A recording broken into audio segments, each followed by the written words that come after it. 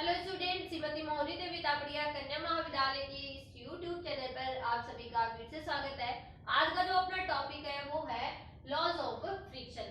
आज की वीडियो में अपन जो फ्रिक्शन के लिए लॉ होते हैं, कोई भी जो घर्षण होता है उसके लिए जो नियम होते हैं उनको यहाँ पे डिस्कस करेंगे कि अगर कोई भी अपना जो पृष्ठ है जिस पर अपना फ्रिक्शन वर्क करता है तो वो फ्रिक्शन किस किस लॉ को यहाँ पर फॉलो कर सकता है। ठीक है, तो मोस्ट ऑफ जो है लॉ ऑफ फ्रिक्शन वो अपने 5 टाइप के यहाँ पे, उनको यहाँ पर अपने डिस्कस करेंगे। घर्षण के नियम, घर्षण के नियम। अब देखिए घर्षण के नियम होते क्या है। पहला नियम, पहला नियम घर्षण के नियम जो होता है, घर्षण किस तरह से, किस दिशा में, कितने परिमाण में और किस मतलब एंगल के साथ, ये जो सारी चीजें होती है वो अपने को इन लॉ की हेल्प से यहाँ पर पता चलेगा। क्लियर है अच्छे से? तो देखिए अपने घर्षण के जो नियम है उसमें सबसे पहला नियम कहता है कि अगर किसी दो कोई भी दो पिंड आपस में क्या कर रहे हैं, एक दूसरे पर घर्षण बल अगर आरोपित हो रहा है तो उनके स्पर्श बिंदु पर लगने वाला जो घर्षण बल होगा वो उसकी गति की दिशा के विपरीत हमेशा लगेगा। मतलब जो घर्षण बल होता है वो हमेशा कहाँ लगता है? गति की दिशा के विपरीत दिशा में लगता है। मतलब जिधर अपना जो पिंड है वो मूवमेंट करता है, जिधर उसकी मोशन हो रही होती है उस मोशन के विपरीत डायरेक्शन में, अपोजिट डायरेक्शन में जो है वो अपना फ्रिक्शन है वो वर्क करता है। ये चीज तो अपन सभी जानते हैं, नॉर्मल लॉ होता है इसका। ठीक है, तो फर्स्ट लॉ अगर अपन लिखेंगे तो कैसे लिखेंगे? जब दो पिंड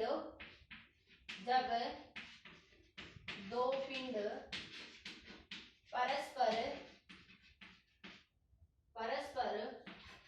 स्पर्श करते हैं,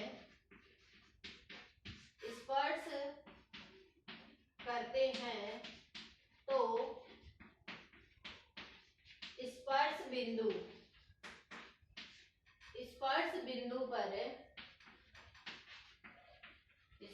बिंदु पर लगने वाले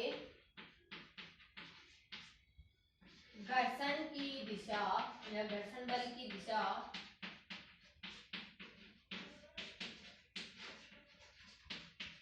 घर्षण बल की जो दिशा होगी वो हमेशा क्या होगी?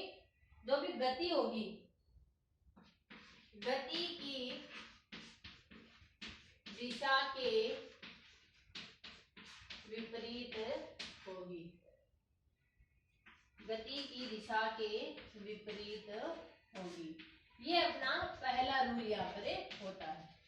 ठीक है, पहला रूल क्या है? जब दो पिंड आपस में क्या करते हैं, परस्पर स्पर्श करते हैं, तो जब वो स्पर्श करते हैं तो जो स्पर्श बिंदु पर उस पर जो घर्षण बल लगेगा उस घर्षण बल की जो दिशा होती है वो उसकी गति की दिशा के विपरीत दिशा में लगता है। क्लियर है?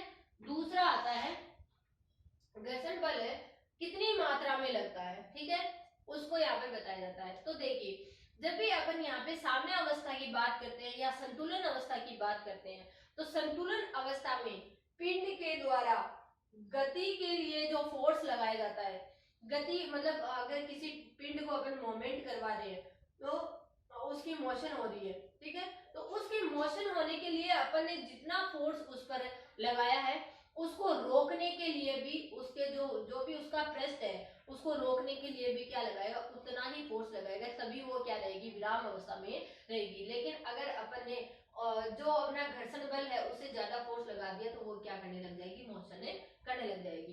तो हमेशा जो घर्षण बल होता है वो हमेशा अपने अकॉर्डिंग होता है, जो वस्तुओं के अकॉर्डिंग क्या होता है? चेंज होता रहता है। जितने भार की वस्तु होती है या जिस हिसाब से अपन फोर्स लगाते हैं उसके अकॉर्डिंग ही अपना जो घर्षण बल होता है वो क्या होता है? परिवर्तित होता रहता है। तो अपन उसको जो घर्षण बल होता है उसको अपन यहाँ पर सेल्फ एडजस्टिंग फोर्स भी बोल सकते हैं, क्योंकि वो जो है वो वस्तु के भार के अनुसार या वस्तु पर लगाए गए फोर्स के अनुरूप एक जो है वो वहां पर चेंज होता है। ठीक है, तो यहाँ अपन इसको सेल्फ एडजस्टिंग फोर्स भी बोल सकते हैं। ठीक है, तो देखिए दूसरा जो लॉ है उसमें ऐसा लिखेंगे, संतुलन की अवस्था में, संतुलन की अवस्था में, साम्य अवस्था कह दो या संतुलन की अवस्था कह दो, जब अपना पिंड क्या है? संतुलन की अवस्था में है। संतुलन की अवस्था का मतलब अपन ने जितना फोर्स लगाया है उसके ऊपर, उस फोर्स के द्वारा या जो अपना स्पर्श बिंदु है उस पर उतना ही विपरीत दिशा में क्या लग रहा है, घर्षण बल लग रहा है, तब वो वहीं का वहीं रहेगा, वो अपनी जगह से नहीं हिलेगा। ठीक है, संतुलन में रहेगा। तो यहाँ पे लिखेंगे संतुलन की अवस्था में घर्षण बल का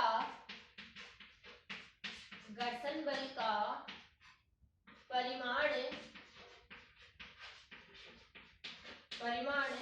उतना ही होता है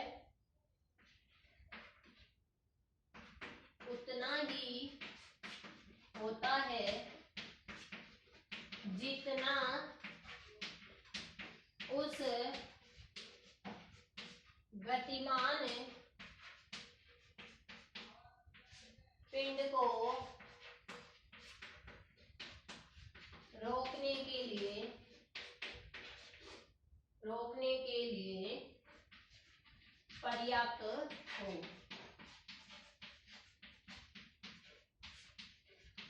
मतलब घर्षण बल उतना ही लगेगा जितनी मतलब जिस क्वांटिटी में लगेगा कि जो अपनी वस्तु है वो वहीं पर रुक जाए। ठीक है, क्लियर है। ये दो पहले जो फोर्स से पहला जो रूल था उसमें घर्षण बल की दिशा की बात की गई थी, और जो दूसरा रूल है उसमें घर्षण बल की परिमाण की यहाँ पर बातें की गई है। ठीक है, अब यहाँ पर अपन तीसरे रूल को देखेंगे कि थर्ड जो रूल होता है वो किस तरह से यहाँ पे वर्क करता है, क्या वर्क रहता है।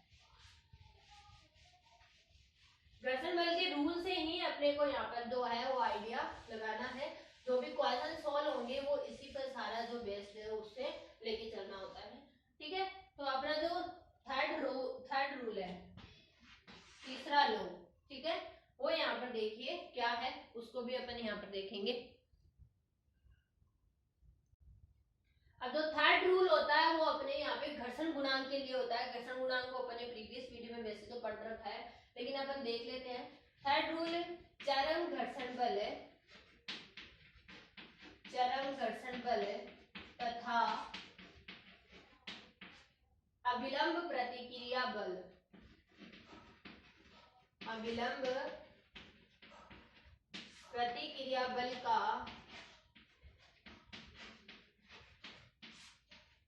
का अनुपात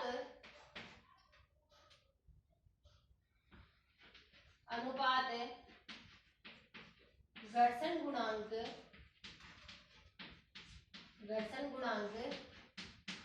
म्यू होता है। ये अपन सभी जानते हैं कि इन दोनों का जो रेशियो रहता है वो घर्षण गुणांक म्यू के बराबर होता है। घर्षण गुणांक म्यू होता है जो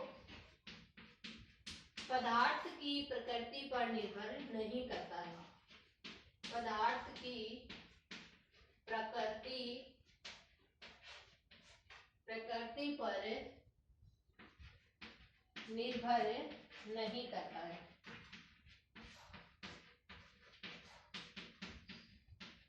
क्लियर है, ये अपना थर्ड रूल यहाँ पर रहता है कि जो अपना घर्षण बल होता है वो पदार्थ की प्रकृति पर निर्भर नहीं करता है। ठीक है, ये अपना यहाँ पे थर्ड रूल हो गया। अब अपन देखेंगे यहाँ पे फोर्थ रूल को। ठीक है, फोर्थ रूल जो है वो अपने यहाँ पे स्पर्श जो बिंदु होते हैं वो जिस आधार पर या जिस पृष्ठ पर वो रखे हुए होते हैं, जो भी पिंड है, ठीक है, वो उन पर जो घर्षण लग रहा होता है वो उनके आधार पर निर्भर नहीं करता है। या मैं ये कह दूं कि पृष्ठ का जो आधार होता है, ठीक है, स्पर्श करने वाले जो कोई दो पृष्ठ तो आपस में क्या करेंगे, स्पर्श करेंगे ना, तो उस पृष्ठ के आधार पर बिल्कुल भी निर्भर नहीं रहेगा। ठीक है, यहाँ पे लिख देते हैं कि घर्षण गुण जो अपना घर्षण बल है स्पर्श करने वाले पृष्ठों के आधार पर निर्भर नहीं करता है। निर्भर नहीं करता है। क्लियर अच्छे से, ये अपना यहाँ पे फोर्थ रूल जो है वो घर्षण गुणांक के लिए यहाँ पर रहता है, जिसमें अपन क्या कहते हैं कि जो मेरा घर्षण बल है वो जो भी स्पर्श कर रहे हैं आपस में दो पृष्ठ, उन पृष्ठों के आधार पर निर्भर नहीं करता है।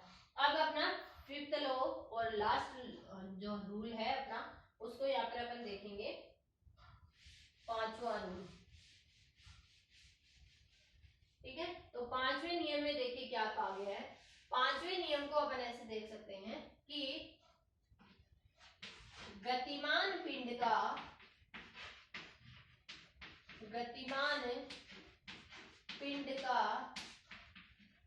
घर्षण गुणांक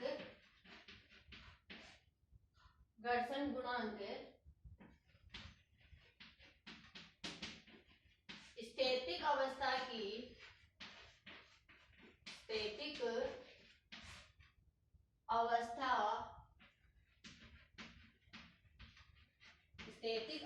की तुलना में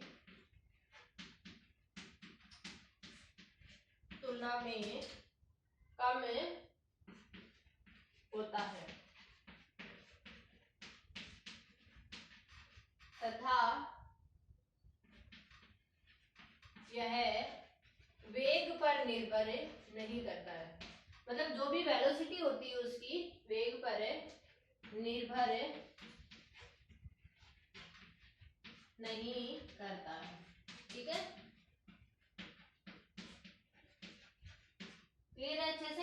ये अपना यहाँ पर जो है रूल जो है वो 5 रूल जो है वो इस तरह से होते हैं कि जो अपना गतिमान पिंड होता है, ठीक है, उसका जो घर्षण गुणांक होता है वो स्थैतिक अवस्था, मतलब स्थैतिक अवस्था में जो पिंड होते हैं उस समय जो घर्षण गुणांक है और गतिमान अवस्था में जो घर्षण गुणांक है, उन दोनों में क्या रहता है, डिफरेंस रहता है। लेकिन वो डिफरेंस वेग की वजह से नहीं होता है, वो वेलोसिटी पर निर्भर नहीं करता है। ठीक है, ये यहाँ पर अपने मोस्ट इंपोर्टेंट जो बातें हैं वो यहाँ पर बताई गई है। किसके बारे में? फ्रिक्शन के बारे में, कि फ्रिक्शन होता क्या है, किस तरह से उसके परिमाण को, दिशा को, उनके घर्षण गुणांक को, ये सब जो चीजें हैं वो अपन किस तरह से फाइंड आउट कर सकते हैं, किस तरह से उनकी जो वैल्यूज है उनको यहाँ पर इजीली जो है वो अपन देख सकते हैं, वो अपन ने आज के वीडियो में देखा है। लॉ ऑफ फ्रिक्शन अपन ने आज की वीडियो में देखा है। आई होप स्टूडेंट आपको ये सारी चीजें समझ आ गई होगी।